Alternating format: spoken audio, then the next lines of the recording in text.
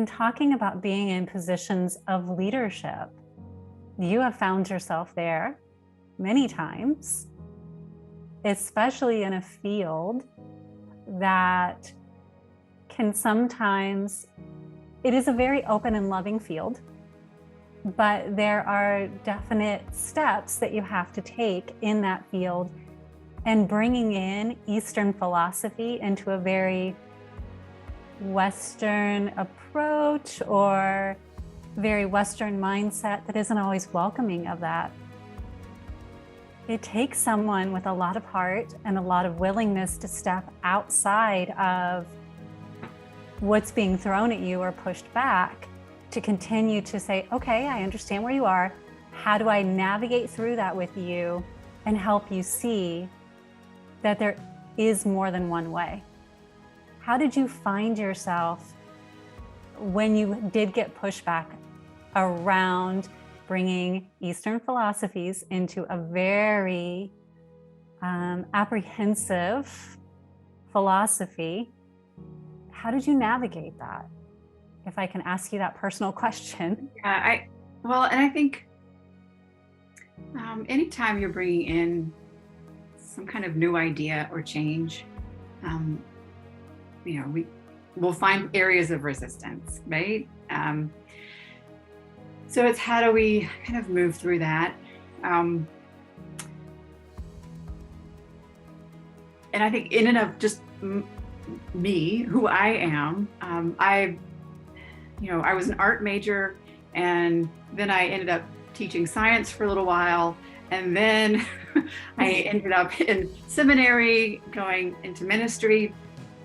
And people are like, that's so different. And how do you, bring all of that together? And for me, it wasn't, it was seamless.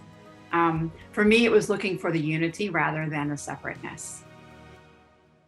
Yeah. It's finding, what is it that holds us together? What is it that's similar about all of these things? And I see them springing. I just see them not as two sides of a coin, but as part of a whole, and they each have gifts for the other. So when I'm talking with people about, well, how can you bring this into the church, and what is it that you really believe in? Are you a true believer? Or all kinds of crazy comments that I hear, Mike hears, and we have to respond to. And I invite people to think about just their own lived experience. And, is your faith just in your head? No, it's not.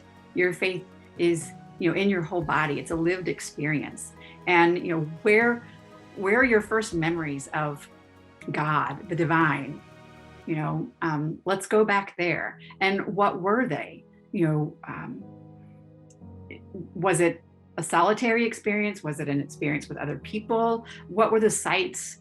What were the things around you, the smells, the feeling that you got in your body? Where did you feel that in your body? And when we begin to have that kind of a conversation, it's like, so your mind and your body and your spirit are all connected, and they influence one another. And what's happening in your body, this physical ailment or whatever, how does it affect the rest of your life? And how is it affecting your mind, your thoughts, your habits, and how does it impact your faith? Which is ultimately, the question of spiritual direction. It's, where is God in this? So we're always asking that question.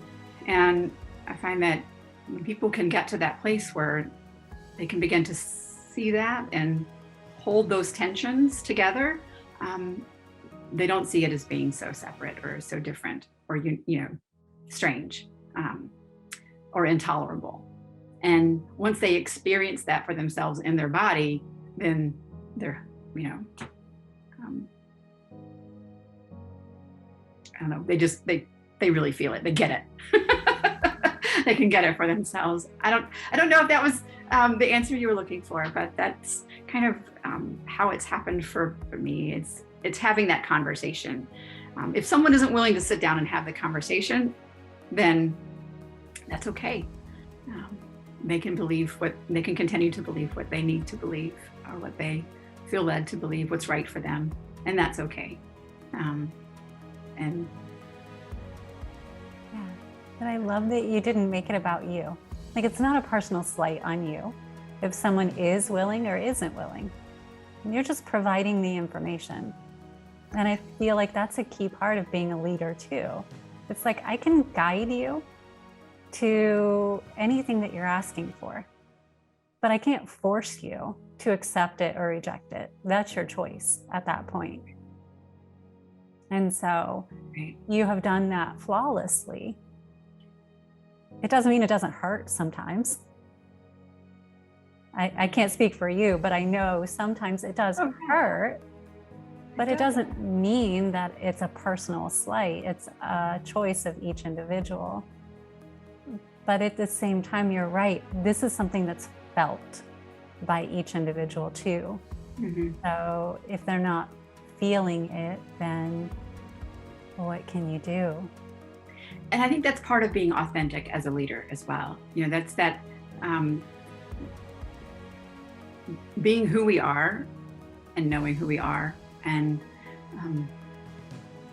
being able to share that in an authentic way. Say, this is, no, this is really who I am. And it's okay if you don't like that. But for me, this deepens my life, my faith, and has been a path for leadership. Yeah. And I invite you to join me in that, and we'll move and we'll breathe together.